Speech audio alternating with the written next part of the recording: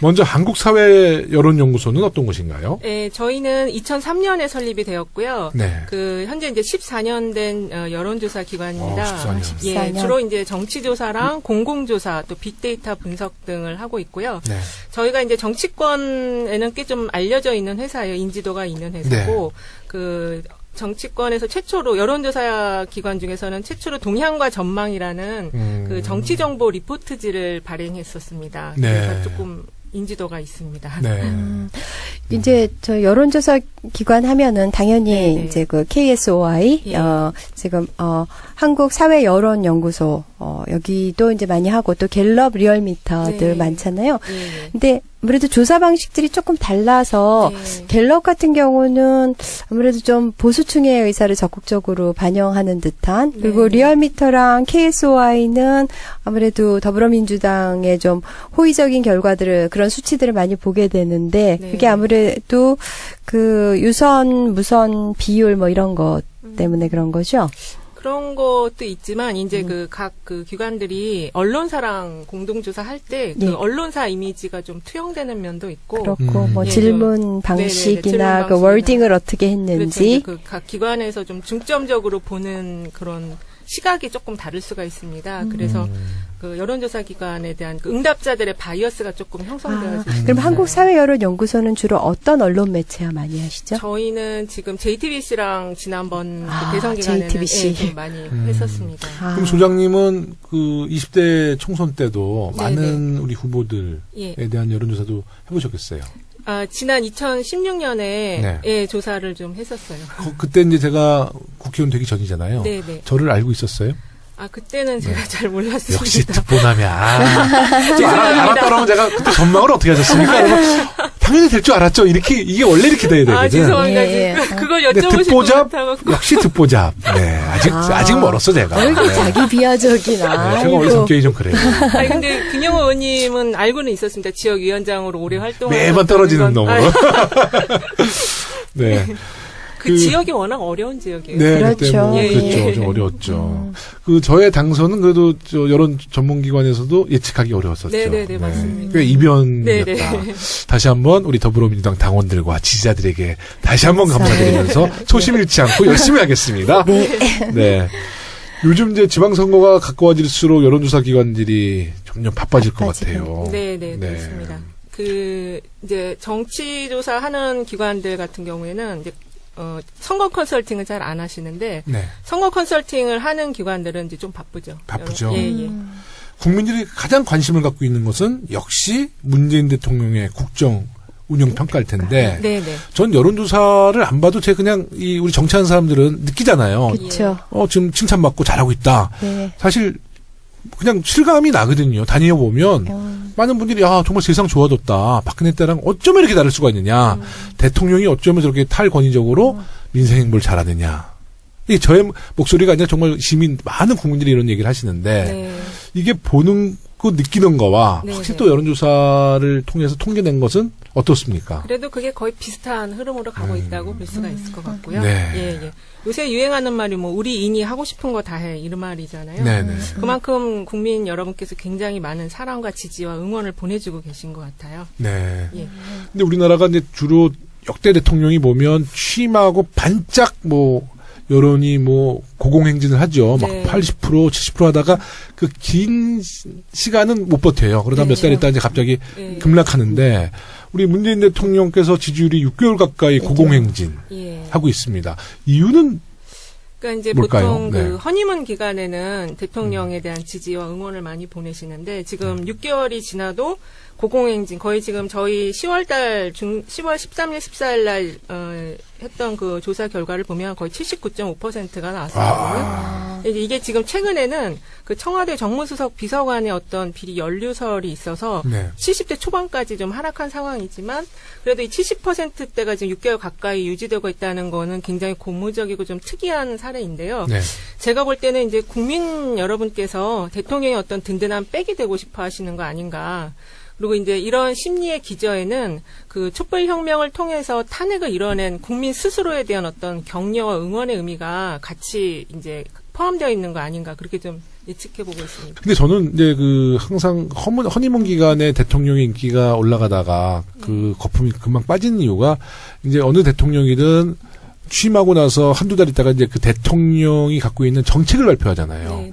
특히 이제 문재인 대통령은 우선 이제 원전 네네. 또 부동산 대책, 뭐 최저임금제 네네. 이걸 쭉 이제 털어놓았는데 그러면 이제 거기엔 수혜자도 있고 네, 또 그렇죠. 피해 보는 분들도 있어서 이게 이제 국론이 분열된다고 그러잖아요. 네. 그런 많은 정말 굵직굵직한 이런 문재인 정부의 대책을 발표했음에도 불구하고 지지율이 떨어지지 않는다는 것은 어떻게 봅니까? 그거는 정말 그 대다수의 국민을 위한 정책이었다고 밖에 생각이 안 들어요. 네. 그렇죠. 그렇게 볼 수도 있고 어쨌든 국민들이 현재는 대통령에 대해서 평가하고 싶은 마음이 아직은 없는 것 같아요. 그러니까 일단은 좀 더 하는 거를 지켜보고 워낙 그 탄핵이라는 그 촛불혁명이라는 그 거대한 어떤 일을 지금 치러냈기 때문에 그거에 대해서 조금 더 스스로 이제 좀 생각도 해보고 그리고 우리 사회가 앞으로 어디로 갈 것인가 이런 거에 대해서 대통령님께 시간을 드리는 그런 그렇기 때문에 이렇게 지지가 계속 유지되고 있는 거 아닌가 생각이 됩니다. 김정숙 여사의 행보도 대통령 지지율에 영향을 미칠 수 있나요? 제가 볼 때는 영향이 좀 있을 것 같고요. 그리고 이제 실제 이번에 그 트럼프 대통령 방한 때도 그 멜라니아 여사가 네. 굉장히 그 웃지를 않는 분이시거든요. 그 은둔의 영부인이라는 그런 별명도 갖고 있는데 이번에 그 굉장히 그 좀 친근하면서 큰 언니 같은 그런 모습으로 멜라니아 여사를 굉장히 밝게, 따뜻하게. 예, 그렇죠. 따뜻하게 웃게 예, 이번에 만들어주셨거든요. 그 녹지원을 같이 산책하면서 네네네. 굉장히 그 살가운 대화를 한 것 같아요. 네네. 네. 그러니까 멜라니아가 이제 그 퍼스트 레이디로서의 네. 고충, 그러니까 뭐 사람들이 나를 뭐 현미경으로 들여다보고 있는 것 같다, 뭐 이런 그 동병상련도 같이 나누신 것 같고, 저도 그 청와대의 그 오찬 여성 의원들 네. 그 초청을 해주셔서 가서 같은 테이블에서 식사를 했는데, 아 정말로 이렇게 정감 어린 그런 말씀과 이런 제스처와 수탈하시잖아요. 네, 정말 그렇죠. 진정성이 느껴져서 사람을 무장해제시키는 네. 그런 힘이 있으신 것 같고요. 네. 이번에 그 멜라니아가 빵 터졌잖아요. 그 사진이 많이 났잖아요. 그때 거기 있었던 그 여학생들의 어떤 그 환호 때문에 그렇게 됐는데 그래서 네티즌들이 그렇게 얘기를 하더라고요. 급식 외교다. 그러니까 그 학생들이 요즘 이제 급식 뭐라고 하잖아요. 네. 걔네들이 그 약간 고고하고 잘 웃지 않는 그 멜라니아를 웃게 만든 네. 그래서 걔네들도 이제 한 외교의 한 축을 담당했다 해서 급식 외교 그런 급식 표현들도 외교. 굉장히 일부 재밌었습니다. 때도 급식 얘기를 했는데 아 그때 또 다른 완전 다른 맥락에서 급식이죠. 예. 네. 특히 이제 그 김정희 여사께서 취임 초에 그 라면 먹고 가세요 굉장히 네, 히트했잖아요. 그쵸. 그리고 그 이후에 이제 인삼 전과라든지 화채라든지 이 음식을 소재로 한 그 식사 외교 네. 그런 걸 지금 많이 하고 계신데 그 이전 영부인들과는 굉장히 좀 다른 모습이거든요. 그 그래서 사진 보셨어요? 네. 그 곡감 이렇게 말리는 네네네. 데서 네. 이렇게 편하게 앉아 계신 모습인데 아 정말 고즈넉하고 그 사진만 봐도 그냥 마음이 따뜻해지더라고요. 네, 네. 제가 그 서당캐 초창기 때 방송에서 말씀드렸는데 저희 지역구 유권자시잖아요. 아, 네. 근데 우리 김정수 여사님이 저 당선되고 이제 당선 인사 다니는데 저를 그 2층 빌라에서 네, 네, 네. 뭐 이거 다시 얘기하는 거지만 전 통장님인 줄 알았어요. 근데 그냥 안녕하세요 했더니 축하해요 김용호 씨 하면서 이제 통장님 그랬더니 나 문재인 부인이에요. 이제 이런 아주 근데 그때도 너무 소탈하고 이렇게 딱 뵀는데 정말 그냥 뭐라 그럴까요? 따뜻한 분이다. 그리고 꾸밈이 없다. 네. 유쾌하다. 이제 이 생각이 들었어요. 그래서 대통령 이제 취임하시고 청와대 가실 때 이제 배웅하는데도 참 우리 홍은 이동의 주민들이 너무 좋아하시더라고요. 우리 대통령 네 분을. 이번에 트럼프 대통령 네. 방안에 대해서는 어떻게 여론조사로 볼 때는 어떻게 긍정적인 평가가 나왔겠죠? 그 아직은 이제 관련 조사가 좀 진행되지 않았고 아직 안 됐어요? 네네. 네. 그리고 이제 이게 보통은 이제 이런 이슈가 있으면 한 2, 3일 정도 뒤에 여론이 형성되는데 보통 이런 외교 사안과 같은 경우는 그 대통령에게는 이제 힘을 드리는 그런 사안이기 때문에 긍정적인 그 평가를 많이 받으실 거고요. 제가 볼 때는 한 3에서 5% 정도 상승하지 않을까. 그럴 것 같아요. 그러니까 저희가 이렇게 체감하는 것, 직관으로 느껴지는 게 거의 그 수치랑 일치하잖아요. 근데 제 직감도 그렇습니다. 3 내지 5%포인트 정도 올라갈 것 같은데, 이번에 그 국회 연설 때 한 3분의 2 정도 가량의 시간은 이제 북한에 대한 언급으로 이제 계속 갔기 때문에 거기에 대해서 아쉬움을 표하는 언론도 좀 있기는 했었는데요. 그 어떤 양적인 측면에서는 길기는 했지만 사실은 그게 북한에 대한 어떤 원색적인 그런 비판보다는 인류 보편적인 인권의 문제로 접근을 했잖아요. 굉장히 마일드하게 접근을 했단 말이에요. 저는 그게 우리 외교부가 노력을 해서 그렇게 만들었다고 생각을 하거든요. 그래서 저는 외교적인 성과라고 보고요. 그다음에 그 트럼프가 일본에 갔을 때 아베랑 골프를 쳤잖아요. 근데 이제 문 대통령님은 골프를 안 치셔서 좀 아쉽다 하는 생각을 처음에 살짝 했었는데 사실은 그 아베가 골프를 같이 쳐서 얻은 게 없어요. 그 보셨는지 모르겠는데 모자 떨어졌다가 막 예, 그 벙커에만 계속 공이 가가지고 보통은 이제 골프에서는 그 주빈하고 비슷한 방향으로 공을 그렇죠. 보내서 호젓하게 가면서 이제 어떤 담소를 나누는 건데 이 일본 골프 선수하고 계속 같이 다니고 트럼프는 거기는 이제 그랑 같은 방향으로 보낼 수가 있으니까는 아베는 계속 벙커만 쫓아다니면서 벙커에서 한번 미끄러지는 그 영상 때문에 완전히 다 우리 그 폭소가 터지기도 했었는데 그래서 결국 골프를 통해서 얻은 거 별로 없는 것 같고 우리나라에서가 훨씬 더 굉장히 컴팩트하면서도 의미 있는 그런 시간들, 장면들을 많이 낸 것 같아서 저는 이번 트럼프 방문을 통해서 문재인 대통령님의 인기가 네. 지지율이 많이 올라갈 거라고 생각합니다. 네, 저는 트럼프 대통령을 주로 예측 불가능한 정치인이다. 그렇죠. 그래서 이제 또 국회 연설 때도 직접 네, 원고를 마지막에 바꾸느라고 늦었잖아요. 혹자들은 돌출 발언을 할 맞아요. 것이다. 네. 또 누구는 또 안정된 발언을 할 것이다. 이렇게 막 예상을 많이 했는데요. 이제 최근에 이제 FTA 재논의 얘기도 나오는데 트럼프 대통령이 이제 그 한 매체에서 이런 얘기를 했거든요. 미국의 이제 한미 교역에 그 미국이 적자를 보고 있다, 적자를 많이 보고 있다는데 네. 앞으로 이 적자를 한국에 대한 무기 수출을 늘려가면서 그 적자 폭을 좀 메꾸겠다. 이런 보도를 봤어요. 그래서 제가 이제 그 관련해서 SNS에다가 글을 좀 올렸어요. 시사하는 바가 크다라는 것은 이제 제 솔직한 마음은 한반도가 좀 더 긴장된 상태로 가지 않겠는가. 우리 5천만 국민은 정말 평화, 미국의 선제 타격에 대해서 아무도 원하지 않잖아요. 그래서 이제 그런 마음, 좀 불안한 마음을 갖고 있었는데, 이제 이번에 트럼프 대통령이 한국에 오시고, 정말 국빈으로서 오신 걸 정말 우리 더불어민주당과 우리 정부는 환영했고, 잘 돌아가셨는데, 제가 SNS에 그런 글을 하나 썼어요. 조금, 우리 국민들의 직접 평화를 외치는 모습. 그러니까 당연히 아주 그냥 평화로운 캠페인인 거죠.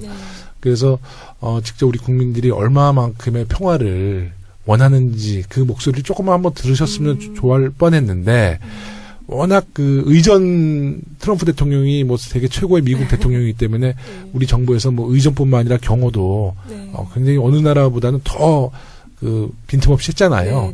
그런 과정 속에서 트럼프 대통령이 이제 우리 일반 시민들을 직접 대면할 수 있는 기회가 없었거든요. 그래서 이제 그런 좀 아쉬운 마음을 대통령이 좀 그런 경호 때문에 우리 시민들의 좀 자유로운 표현을 못한 게 좀 아쉽다. 우리 국민들의 그 어떤 평화에 대한 메시지가 트럼프 대통령에게 잘 전달됐으면 좋겠다라는 글을 SNS에 썼는데 난리가 난 거예요. 네. 그래서 제가 이렇게 쭉 정말 수천 개의 우리 지지자분들이 보내준 글인데 정말 겸허히 받아들였고 제가 죄송하다는 표현도 했지만 그 안에서 제가 느꼈던 거는 대통령, 그러니까 트럼프 대통령이 뭐 좋든 싫든 만에 하나 일어날 수 있는 사고에 대해서 여당 국회의원이 경호 좀 과한 경호라는 표현을 하는 것에 대해서 좀 너무 무책임하다라고 저를 질타해 주신 것 같아요. 네. 하지만 저는 그거 다 뭐 100% 수용하고 제가 뭐 심려 끼쳐드린 점 다시 한번 사과를 드리는데 제 본 마음은 정말 우리 국민들이 얼마나 평화를 원하는지 그 메시지를 좀 트럼프 대통령도 잘 직접 그 메시지를 잘 우리 국민이 좀 전달했으면 좋겠다라는 아쉬움이었던 거죠. 그래서 예. 이번 방송을 통해서 우리 지지자들과 청취자 여러분들께 오해가 있으셨다라면 예, 다시 충분히 한번 해명이 된 것 같습니다. 사과를 드리겠고요. 예. 조금 더 신중한 SNS 하겠습니다. 예. 그리고 네. 그 미국하고 이제 한국 같은 경우는 그 정부가 그 성격이 좀 약간 계속 어긋나는 흐름을 보여왔었거든요. 네. 네. 그러니까 이제 미국이 공화당 정부가 들어서면은 우리나라는 또 이제 진보 성향의 정부가 들어서 이런 엇갈림이 계속 있었는데 특히 이제 이번에 25년 만의 방안이고 네. 그 전체적인 그 모습이 굉장히 서로 이제 성격이 다른 정부였지만 굉장히 화기애애한 모습이어서 굉장히 그 대통령 지지도에 좋은 영향을 미칠 것이라고 그 보여집니다. 내용도 상당히 좋았죠. 네, 내용도 굉장히 좋았어요. 네, 예. 네. 정말 이제 하나하나 풀려가는 것 같습니다. 네. 사드 문제도 그 정말 그 완전히 외교도 정말 패착 상태였고 그런데 하나하나 정말 정리되어 가는 것 같아서 정말 네. 저도 안도감을 갖게 됩니다. 근데 갑자기 그 사드 얘기 나오니까 그 자유한국당 지금 중국 관계가 정말 문재인 정부와 뭐 정말 우리 정부가 잘해서 좀 중국 관계를 잘 정상화시키고 있는데 그렇죠. 예. 야, 자유한국당은 정말 후한무치한 것 같아요. 네? 뭐 우리가 자존심을 다 버리고 중국에 국월 외교했다. 그런 네. 발언이 어떻게 나올지 모르겠어요. 그 정당 지지도가 모든 걸 얘기해주고 있는 네. 것 같아요. 거기 뭐 10%대 초반이죠 아직. 저는 그래서 제가 이제 가끔 이런 얘기 합니다. 뭐 반농이지만 저는 그 홍준표 대표가 지방선거까지 계속 가야 한다.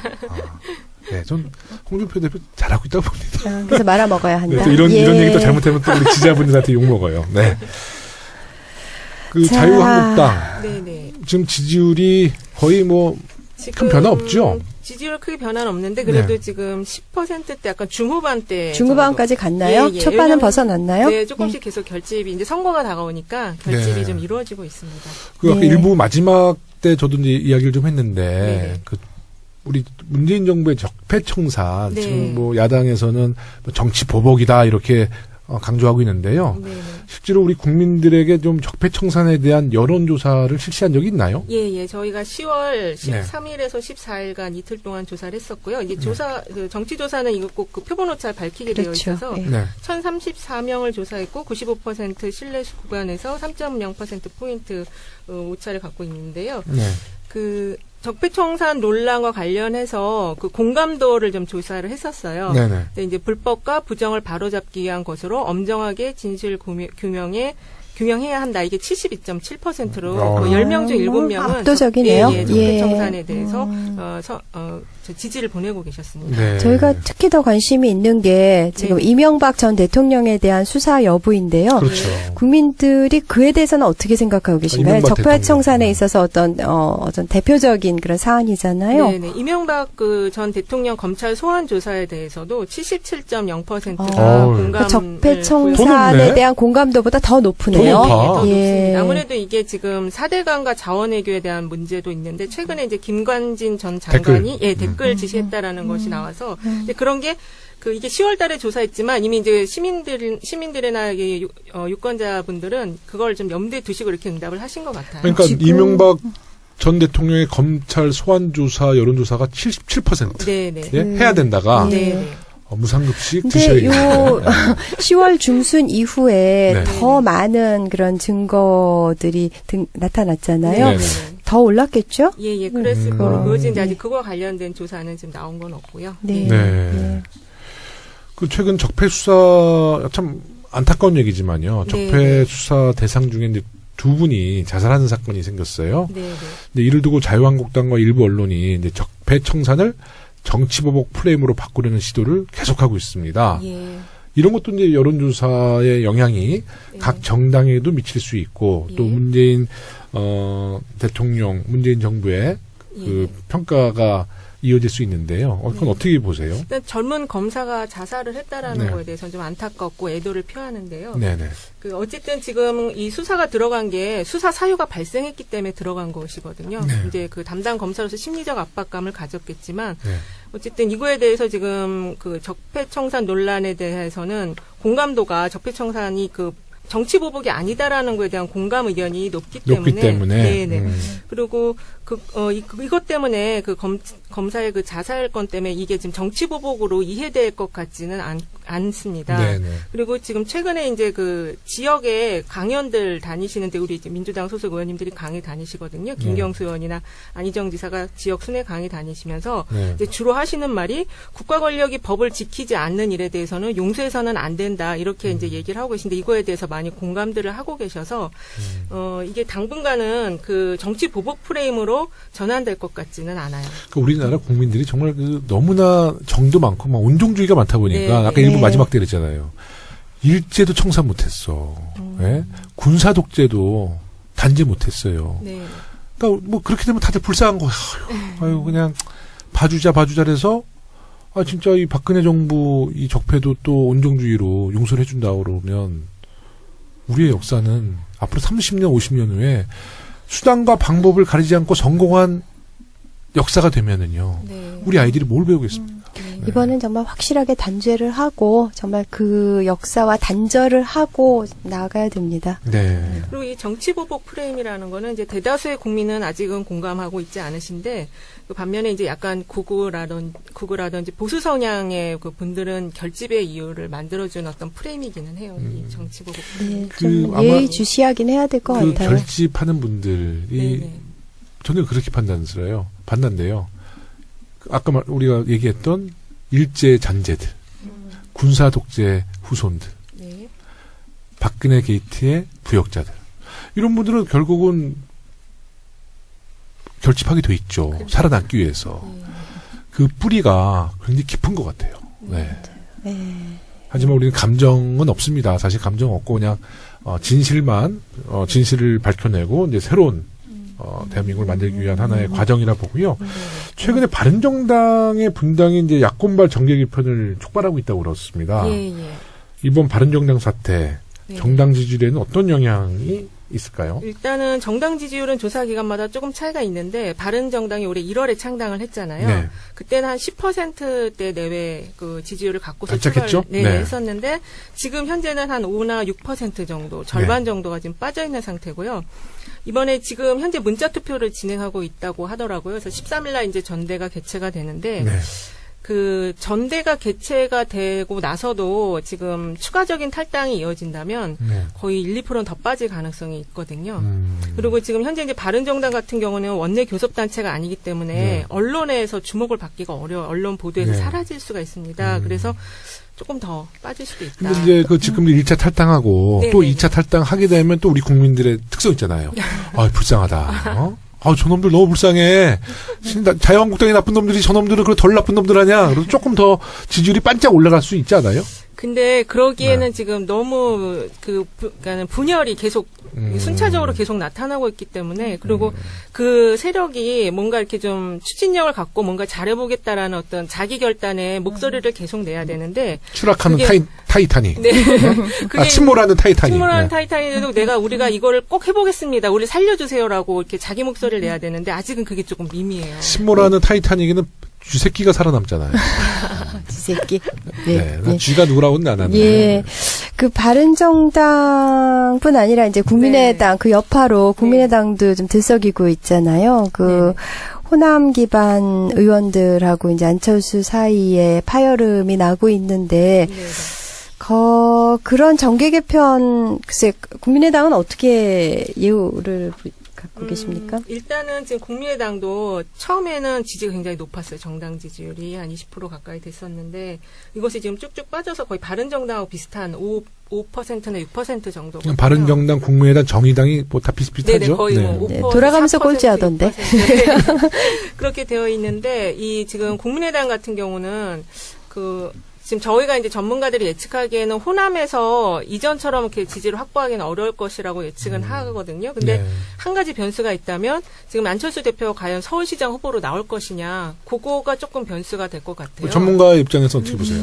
저는 이제 지난번에 안철수 대표가 자기 국민의당 전대할 때는 본인이 나오겠다고 얘기를 했었는데 막상 대표가 되니까는 외부에서 영입을 하겠다고 또 말을 바꾸셨는데 제가 보기에는 본인이 나오시지 않을까 이렇게 좀 나올 수 있다. 네네 나올 가능성이 좀 높지 않을까. 나오면 된다? 떨어진다? 그거는 저희가 오늘 전제로 보셔야지. 네. 오늘 전제로 볼 때 일단은 내년 지방선거 관련해서 그 수도권은 가능성이 아무래도 그 민주당 쪽에 조금 더 승리 가능성이 조금 더 있지 않을까. 앞으로 어떻게 될지는 모르겠지만. 그러면 저 같으면 모르겠어요. 예, 어차피 지금 분위기로는 네, 안철수 대표가 네. 서울시장에 나와도 당선 가능성이 높지 않잖아요. 그럼 망신당하는 거거든. 그러면 안철수 대표는 오히려 좀 명분을 갖고 부산이나 네네. 예?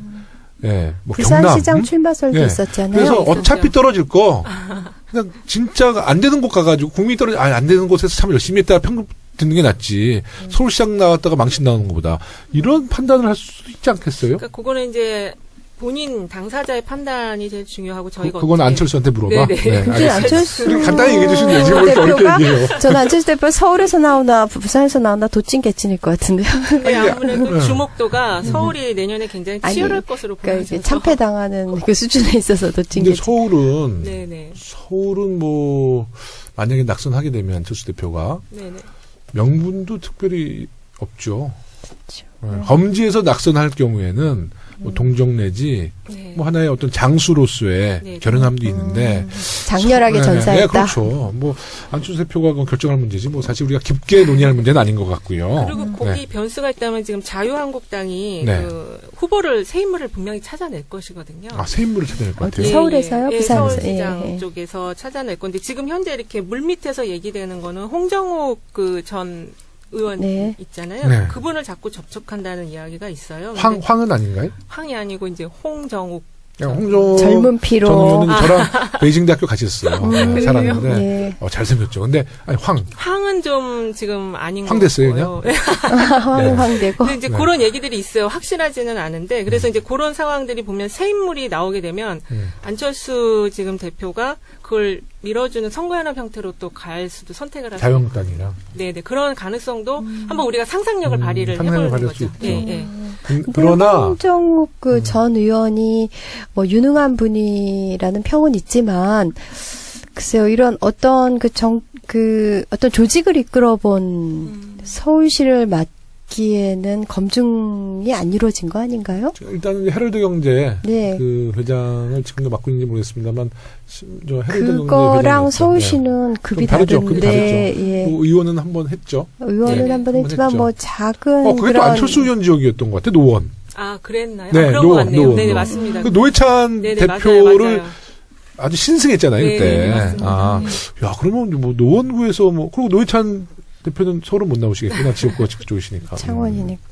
하여튼 서울시장 후보가 우리 당내에서도 네, 네. 굉장히 큰 그 관심거리지만 우리 당내 이제 장수가 누가 될지 모르겠죠. 네. 그러고 나서는 근데 제가 볼 때 아직까지는 우리 장수를 이길 만한 사람은 아직은 없어. 예, 저는 지선이 빨리 코앞이었으면 좋겠어요. 네. 그러니까 앞으로 이제 거의 7개월 가까이 남은 거잖아요. 네네. 아까 참 그 중간에 어떤 돌발 변수가 있을지 저희는 잘 갈 거라고 생각은 합니다만 네. 그래도 그냥 당장 했으면 좋겠습니다. 그래서 확 갈아쳤으면 좋겠어요. 어쨌든 현재 정당 지지율 가지고 예측할 수밖에 없는데 현재 상황에서는 내년에 이제 광역 단체장 17개 기준으로 볼 때 네. 한 11개에서 14개 정도를 민주당이 가져가지 않을까 이렇게 조금 예측을 하고 있습니다. 생각보다 저조하네요. 네, 아주 저조해. 11개에서 14개. 경기지사 누가 있죠? 우리 당? 경기지사 지금 현재 뭐 이재명. 전해철 의원님, 이재명 의원님 또 그러니까 내가 일부러 물어본 거야. 양기대 항상 이재명을 대는데 전해철을 먼저 대. 네, 전해철. 워낙 이재명 의원이 많이 알려져. 전해철 의원과 뭐 특수한 게 아니죠. 아닙니다. 근데 이제 전해철 의원님이 섭섭해야 한다는 거 아니에요? 네. 왜냐면 이재명 시장이 워낙 지금 인지도 높아서 네, 네. 어디 이렇게 여론조사를 자꾸 이제 이재명 시장에만 초점을 두니까 상대적으로 이제 전해철 의원님이 잘 우리가 좀 근데 분위기를 못 우리는 띄워주는 거야. 근데 딱 전해철 얘기 그렇잖아요. 그러니까 어느 분이 돼도 네. 물론 이제 남경필 지사 또 나올지는 모르지만은 경쟁력이 있을 것 같은데요. 그럼요. 경기도 갖고 와야 되고 인천도 갖고 올 가능성이 높고 부산도 갖고 오고 그러면 우리가 11개에서 14개 너무 보수적으로 잡으신 거 아니에요? 근데 이 근데- 선거가 지금 끝날 그렇죠. 때까지 선거가 예, 끝날 끝날 때까지 때까지 하면서 하는 게 아니라. 이렇게 우리가 이제 이 정도 해야지 더 우리가 너무 막 하면 또 이 거품 쫙 빠져서 안 돼요. 네, 아주 굉장히 생각보다 더 전략가신데. 그러면 이제 대구, 경북, 부산, 울산, 경남 정도가 그래도 자유한국당이 네. 한번 해볼 만한 지역이고 네, 텃밭이니까요. 충청도 사실 저희 당이 많이 좀 지지층이 그쵸. 좋아졌습니다. 많이 이제 많이 늘어 좋아졌죠. 확대됐어요. 네네네. 네. 지난번에 보니까 그 당원이 많이 가입된 지역으로 충청도를 뽑더라고요. 네. 네.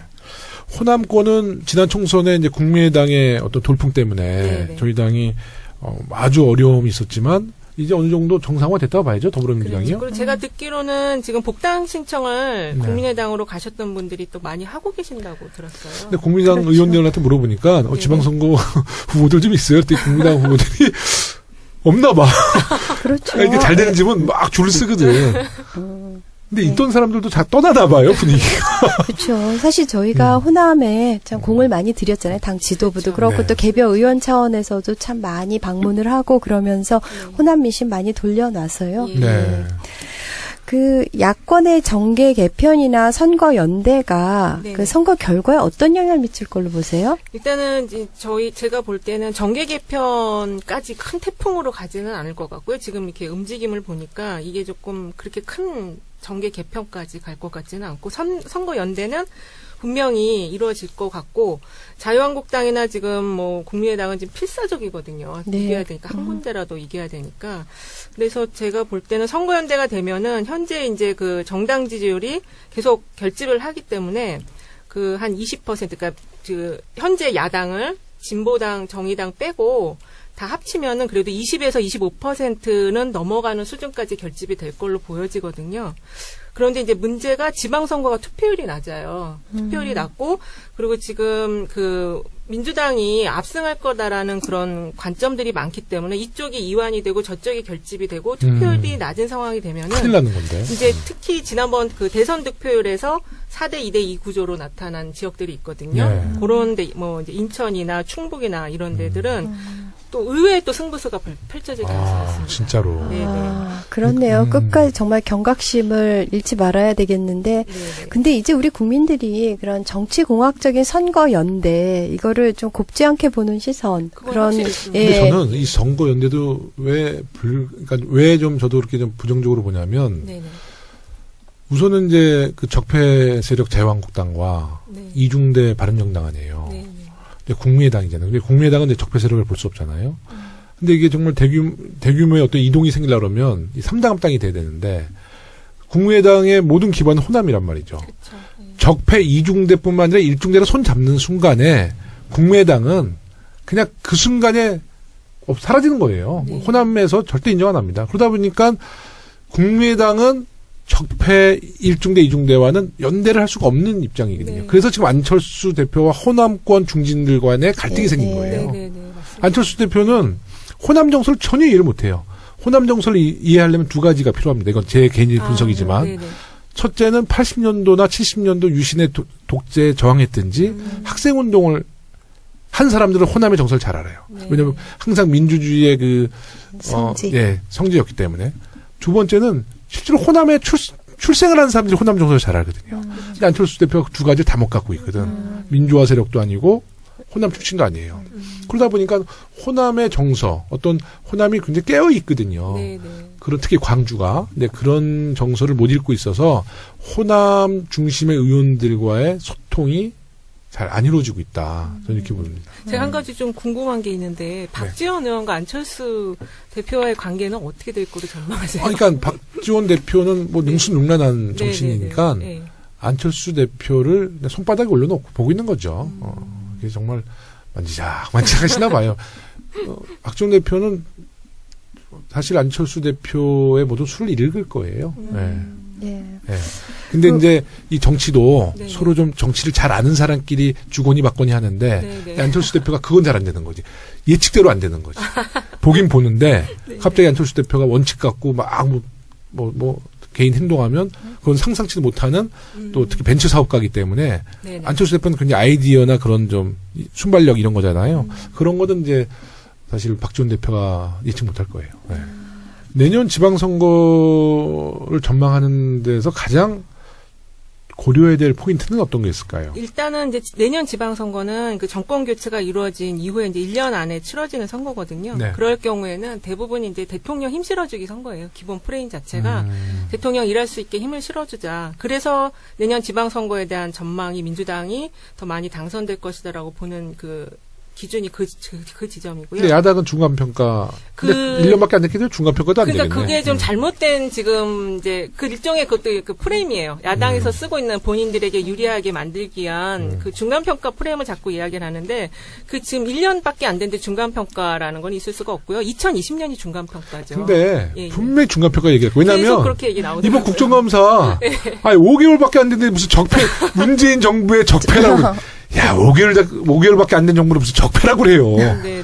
그러니까 저쪽이 좀 지금 그래서 저도 언론에서 네, 자꾸 그 말도 안 내년 돼. 지방선거 중간평가라고 그래서 그건 잘못된 거라고 지금 이야기를 하고 있고요. 네. 그리고 아무래도 내년에 가장 그 중요한 고려 포인트라는 거는 개헌이 될 것 같습니다. 개헌 국민투표. 네네. 왜냐하면 이제 지금 현재 나온 개헌안과 관련해서 여기 국회의원님들 계시지만 대통령이 생각하시는 개헌안하고 국회에서 지금 준비하고 있는 개헌안하고 그다음에 이제 시민들이 생각하는 그 내 삶에 밀착되어 네. 시민들은 기본권 중심의 개헌을 맞습니다. 이야기를 하는데 네, 네. 여기 지금 혼재된 상황 속에서 어느 것으로 내년에 개헌을 갖고 투표할지가 지금 정리가 좀 안 된 상황이거든요. 네. 그래서 이게 지금 이 지점이 내년 지방선거의 어떤 중요한 위험 요인이자 기회 요인 두 가지 다 지금 갖고 있는 이슈라고 볼 수 있을 것 같아요. 근데 내년에 개헌 여부를 묻는 투표가 지방선거랑 같이 이루어질 수 있을지 모르겠어요. 근데 같이 이루어진다면 아무래도 뭐 여러 변수는 있지만 우리 쪽에 유리한 그러니까 이제 우리 거죠. 대통령께서도 예. 그렇고 우리 더불어민주당도 이제 그 지방선거 함께 동시에 이제 국민선거 치르자는 거고 지금 이제 우리 전문가 소장님 말씀 들어보니까 아마 그 자유한국당은 이제 6개월 있을, 8개월 있을 그 지방선거가 굉장히 그 낙관할 수 없잖아요. 네. 그러니까 이제 지방선거를 어떻게 활용해서 자기들의 어떤 승기를 잡느냐. 그러니까 이 국민선거, 그러니까 개헌을 굉장히 그렇죠. 악용할 거라는 생각이 갑자기 문득 드네요. 악용할 가능성이 있다. 그래서 이번에 그 지방자치회 날 때 문재인 대통령께서 그런 시그널을 좀 주신 것 같아요. 네, 줬죠. 예, 국회에서 개헌 발의를 안 하면 정부가 직접 하겠다라고. 그러니까 지방분권은 반드시 하겠다. 네, 그렇죠. 지방분권은 예, 반드시 하겠다라는 시그널을 주셨기 때문에. 근데 예전에 보면은 그 국민이나 시민들은 그런 내용에 대해서 이제 공감은 하지만 네. 실제 내 피부에 와닿아야 되는데 이제 그런 이슈가 예전에 무상급식 같은 거였거든요. 무상급식 아까 얘기 나오긴 했지만 근데 이번에 그 개헌이 그런 어떤 시민들의 피부에 와닿는 그런 그 이슈가 좀 있어야 되는데 단순히 그냥 지방분권 개헌을 하겠다라고 하면 사실 지방분권이라는 주제가 시민들에게는 와닿는 주제는 또 아니에요. 근데 이제 대통령께서 이제 이런 생각을 하셨을 것 같아요. 네네. 이제 뭐 개헌을 통해서 권력구도나 뭐 선거제도 뭐 이런 문제를 바꾸고 싶은데 네네. 과연 현실 정치에서 네네. 특히 야당이 협조해 줄 것이냐 아까 말씀드린 것처럼 어떻게 해서라도 개헌을 지방선거에서 악용할 야당들이 그렇게 순수하게 그걸 받아들이지 않을 것이다. 그렇기 위해서는 정말 현실 가능성 있는 네네. 지방분권을 한번 그거라도 실현하자. 뭐 이런 생각이 좀 있었던 것 같아요. 대통령께서. 그래서 좀 지켜보긴 해야 될 것 같아요. 그렇죠. 권력구조나 선거구제는 워낙 뜨거운 감자라서 합의에 이르기가 어려울 것이고 네. 지방분권이나 기본권 강화 부분 그것만 좀 쟁점이 덜한 그것만 가지고 개헌 논의를 이제 같이 할 수는 있을 텐데 참 개헌이 어쨌든 그 내년 지방선거에서 이제 가장 큰 변수가 되고 근데 정치는 생물이니까 현재 예측할 수 없는 그런 다른 돌발 변수들도 또 많이 있겠죠. 네네. 그렇게 있을 것 같아요. 예측 불가능이긴 하지만 그래도 전문가 입장에서 또 어떤 네. 게 변수가 될 수 있을까요? 어쨌든 이 개헌이 여전히 돌발 변수 가능성이 있고 지금 이렇게 시중에서 그냥 이렇게 사람들 얘기에는 2단계 개헌을 할 것이다. 한 번 개헌하고 개헌 또 할 것이다. 이런 얘기까지 좀 있거든요. 근데 그거는 이제 6월 달에 네. 개헌? 네. 그 이후에 이후에 개헌이라는 거죠? 개헌. 6월 이전엔 개헌할 수 네, 없으니까. 네, 네네. 네. 그래서 그런 얘기도 있고 그리고 아무래도 이제 우리가 그 역대 지방선거 보면은 그 역대 지방선거 부분에 꼭 안보 이슈가 터졌었어요. 그러니까 북핵이라든지 뭐 천안함 그 사건이라든지 그래서 이런 북한발 그 안보 이슈가 있었는데 이번에 이제 트럼프 대통령 오셔서 이렇게 지금 돌아가는 상황을 보니까 안보 이슈는 우리가 생각했던 것보다는 크게 돌발 변수로 나타나지 않지 않을까 그렇게 전망이 되고요. 오히려 이제 그것보다는 경제 상황, 지금 경제 상황이 그 코스피 지수는 굉장히 높거든요. 아, 좋죠. 네, 굉장히 좋은데 여전히 그 가계부채 문제나 금리 인상 그리고 부동산 문제 이런 것들 그리고 자영업자나 소상공인 최저임금 문제, 네, 최저임금 문제 이런 것들이 여전히 지금 좀 중요한 이슈가 되겠죠. 예, 대형 이슈로 확장될 가능성이 있습니다. 그러니까 그런 문제는 대통령께서 혼자 이제 커버 못하고 정부가 커버 못하는 것도 우리 국회가 그렇죠. 네. 국회가 네, 입법과 예산을 입법하고, 통해서 이제 네. 보조를 해야 되는 것이고요. 그러니까 저희가 이제 방송에서는 좀 이렇게 약간 좀 입담으로 하지만 또 우리 이제 자유한국당도 만나서 이렇게 대면해서 이렇게 막 욕할 수는 없잖아요. 이 방송 안 듣겠지, 설마. 내년 2월에 이제 평창 올림픽, 평화 올림픽으로 잘 치르면 또 지지율이 높아질 것 같은데요. 네. 근데 그게 약간 좀 시간 간격이 좀 떨어져 있어요. 2월. 예, 2월이지만 3월이고. 그래도 이번에 우리 이제 사드랑 뭐 외교적인 거 잘 풀어가고 경제가 좀 뒷받침이 돼주고 네네네. 뭐 가계부채 이런 문제들도 이제 조금씩 해결 모드로 가면서 좋아지는 상승 모드로 가면서 평창을 평화올림픽으로 잘 치르고 북한 선수들도 오고 상황이 잘 되면 물론 이제 2월하고 또 6월 사이에 4개월이라는 간격이 그렇죠. 있지만은 또 한 번 이렇게 탄력을 받을 수 있는 기회가 되면 좋겠네요. 근데 이제 가장 중요한 거는 이제 평창 올림픽 성공 여부도 있지만 정말 우리 국민들이 네. 먹고 사는 문제가 네. 그게 잘 해결되고 해결돼야죠. 예. 뭔가 청년들한테도 좀 희망이 생기고 네. 뭐 이런 문제가 문재인 정부가 아주 디테일하게 지금 들여다보고 있는 것 같고요. 하나하나 또 잘 진행하는 것 같습니다. 네. 네. 네. 최저임금제는 진짜 조금 많이 좀 살펴봐 주시게 저도 좀 말씀을 드리고 싶어요. 네. 그 최근에 저희가 이제 장애인 기업 관련 조사를 한 적이 있었는데 네. 그 장애인 기업 그 중소기업 업체 사장님들이 전부 다 그 최저임금제 때문에 걱정하시죠. 걱정을 엄청 많이 하고 맞아요. 있어요. 예. 네. 예. 정말 경제 정책은 좋기만 한 정책, 나쁘기만 한 정책도 없고 항상 양날의 칼로 작용을 하니까 최저임금 올리면서 또 그 보완해주는 그런 장치들이 제도들이 같이 따라 나와줘야죠. 예. 지금 저희 당의 정책위에서도 그 최저임금제에 대한 최소한의 이제 어떤 피해를 최소화시키기 위해서 많은 준비하고 있잖아요. 뭐 아까도 우리 의총에서 네. 3조 예산 네. 준비하고 있고 뭐 임대차 그 계약 관련돼서도 저희가 새롭게 법안 내서 우리 자영업자들 보호해 주려고 그러고요. 하여튼 뭐 다양한 노력이 좀 필요할 것 같습니다. 근데 그런 얘기가 나오면 항상 이제 그 시민들이 하시는 말씀이 그 돈이 도대체 어디로 어디로 갔냐? 제가 제일 많이 들었어요. 그 얘기가 예. 정말 3조가 나한테 오겠어? 이거거든. 그걸 좀 홍보를 어떻게 가는지를 좀 홍보를 많이 하셔야 될 것 같아요. 아까 좀 우리 의총에서도 얘기가 구체적으로 네, 좀 나왔는데요. 네네. 나중에 우리 한번 정책위 의장님이나 아니면 한번 우리 김태년 정책 의원님 모시고 한번 네, 의원들 모셔서 좀 촘촘한 네. 그런 대책들을 들어보도록 하죠. 그거 특집 한번 해야 될 것 같아요. 네. 맞아요. 최저임금제, 최저임금. 서당캐에서 말한다. 최저임금제 3조는 우리한테 온다. 네. 네. 자, 우리 이제 더불어민주당이 이제 압승하기 위해서는 정말 우리 정부도 잘해야 되고 우리 국회의원들도 겸손하게 또 부지런하게 이제 민생을 위해서 열심히 뛰어야 되는데요. 네. 우리 누님은 어떤 생각이 있습니까? 일단 정부가 뭐 경제도 잘 이끌고 가고 이래야 되기도 하지만 우리 지지자들이 좀 더 지금 뭐 충분히 결집하고 있는데 좀 더 유대감이 좀 더 강화되면 좋을 것 같아요. 요즘에 나는 민주당이다. 네네. 정당발전위원회에서 제가 정당발전위원회에서 활동을 하고 있는데요. 당신 되게 많이 맡고 있어요. 그 나는 민주당이다. 이거 당원들이 소통할 수 있는 플랫폼을 만들었거든요. 그리고 왜 나는 민주당이다 이런 팻말 같은 거 인증을 음식점에도 붙여서 네, 또 네, 그런데 서로 가고 네. 그 아까 말씀드린 그 플랫폼 네. 그거는 거기에 그냥 무료 앱으로 다운을 받아가지고 이제 등록을 해놓으면은 그 당원들끼리 이제 채팅도 가능하고 굉장히 괜찮은 앱이에요. 대한민국 더불어민주당 당원들만 사는 세상 되는 거 아니에요, 이러다가? 이렇게 점점 우리 세를 불려가지고 우리들만 살면 안 되고 공존을 해야죠. 지금 공산당이 9천만 명이라니까. 네. 아 진짜 그런가요? 공산당 9천만 명이죠. 어마어마하네요. 네. 우리 인구의 2배가 넘지. 2배지 거의. 네.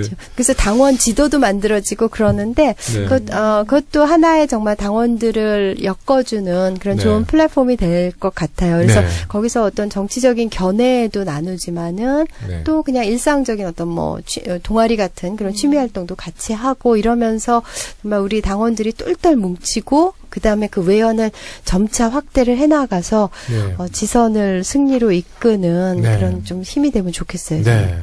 아, 좋은 말씀이십니다.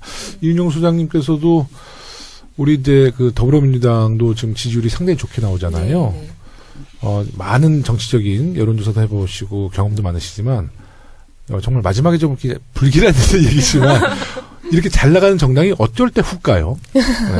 그러니까 우리가 이제 그걸 조심해야 되니까. 그렇죠. 그러니까 네. 발레로 아무래도 삼아야죠. 게이트가 연관이 되면 게이트. 이제 바로 한 방에 가죠.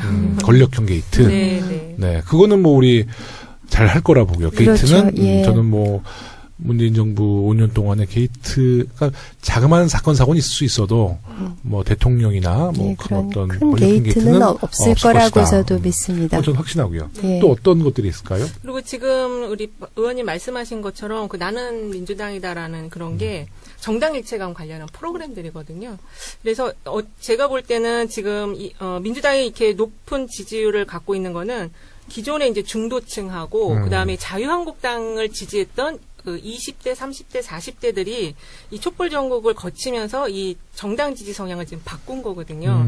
바꿔서 지금 민주당 그 주변에 와 있는데 네. 이 사람들을 조금 안착시키는 작업을 하는 게 그러니까 네. 훅 가는 문제보다는 네. 이 사람들을 잘 안착시키는 게 굉장히 중요하다. 원래 그 민주당 정당 지지율의 핵심적인 지지율, 안 깨지는 지지율은 코어 지지율은 네, 한 20%? 예, 20%가 안 돼요. 안 돼요? 네. 15%? 14에서 그렇죠. 15%, 그러니까 14에서 한 17% 우리가 정도 그럴 되는데. 때도 상당히 저도 그 정당에 있었어요. 맞아. 얼마 전까지도. 네, 근데 지금 그게 2.5에서 4배까지 지금 늘어난 상태여서 네. 이 사람들이 빠지면 훅 가는 거거든요. 네. 예. 훅 안 가게 하려면 이 사람들을 정당 주변에 계속 안착시켜야 된다. 맞아요. 예, 그러려면은 예, 지금 말씀하셨던 그 정당 일체감을 강화시키는 프로그램들을 예. 다양하게 만들어야 되고, 그리고 이 사람들이 그 당을 지지하지 않았던 사람이고 자유한국당을 지지하던 사람들이에요. 약하게. 네네. 근데 갑자기 내가 정당을 지지한다는 게 굉장히 낯설 수가 있거든요. 그러니까 네.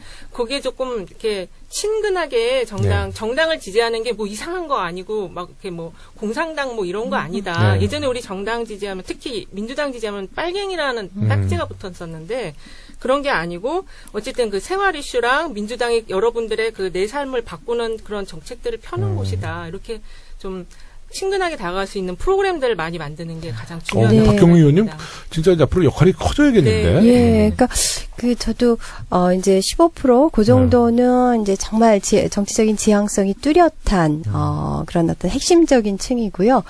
그 이제 약간 지금 우리 바운더리에 들어와 있지만 그렇게 확신에 차지는 않은 이제 그런 분들이 있잖아요. 그분들은 이제 계속 우리 그 바운더리 안에 이제 계시도록 해야 되는데 그럴 때 뭐 만나서 뭐 어떤 정치적인 담론만 하고 이런 것보다도 그냥 뭐 정말 프로야구도 같이 보러 갈 수 있고 축구 동아리 같이 하고 이런 그 어떤 관심사나 어떤 취미 활동 같은 것도 이렇게 할 수 그래서 너무 이제 좀 느슨해지는 느낌도 있기는 하는데 저는 그런 측면도 강화를 해야지 그럼요. 그런 일상적인 그러니까 것들 대중 속으로 들어가자는 그쵸, 말씀이시잖아요. 공유할 네. 수 있는 그런 모티브를 같이 잡고 네. 있어야지 점차 외연도 확장하고 또 들어와 있는 좀 정치적인 성향이 아주 뚜렷하지 않은 분들을 계속 품어 안을 수 있을 것 같아요. 그러니까 이제 우리가 좋은 정책 만들어내고 우리 뭐 이미 대통령께서는 이제 국민 속으로 들어가 계셨고 네. 우리 국회의원들도 사실 저는 매일 시장에서 막걸리 먹고 있어요. 네. 네. 또 그걸 싫어하는 분들도 있지만 그래서 하여튼 저희도 계속 겸손한 자세로 국민 속으로 들어가고 좋은 프로그램 우리 박경민 의원님께서 더불어민주당의 천재 소녀께서 네, 저 좋은 프로그램 만들어 주시면 이 지지율 계속 유지하면서 이제 우리 지방선거 압승해야 되는데 최근에 당원분들이 이제 이런 지적을 많이 하시더라고. 문재인 대통령처럼만 해라. 네, 그런 얘기 들으면 전 가끔 대통령과 경쟁을 좀 해야겠구나.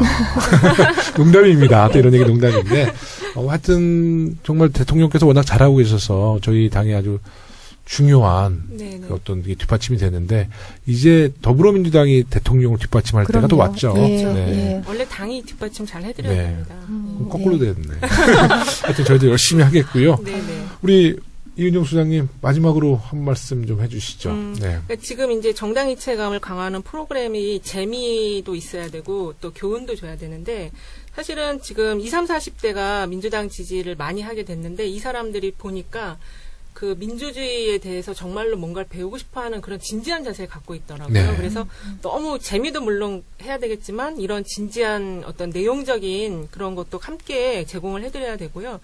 그리고 지금 내년 지방선거가 워낙 그 민주당이 이길 것으로 많이 지금 예측이 되고 있어서 그 각 지역에 지금 이렇게 다녀보면은 경선 후보자들이 거의 지금 8대 1에서 10대 1 정도의 굉장히 치열한 당내 경쟁을 벌이고 있어요. 네. 근데 어차피 후보는 한 분이 되시는 거잖아요. 그렇죠. 그래서 이 나머지 분들이 근데 이렇게 당내 경쟁을 치열하게 하시다 보면은 갈등. 예, 마음의 상처를 굉장히 크게 받으시거든요. 내부의 그래서 적이 될 수도 있지. 그게 엄청 그 관리를 잘해야 맞아. 될 것 같아요. 예. 그렇네요. 공천 예. 후유증이죠, 그게. 그게 그쵸 공천 후유증이죠. 네, 그래서 공천 끝나면 빨간 머리띠 묶고 탈당 이러고 막 그러면 안 되잖아요. 그거 관리가 지금 민주당이 가장 잘해야 될 것 같아요. 그러니까 의원님이 최근에 그 정발련인가요? 네, 정당 발전에 정발련 정발이 계시니까 예. 꼭 그걸 해주셨으면 좋겠어요.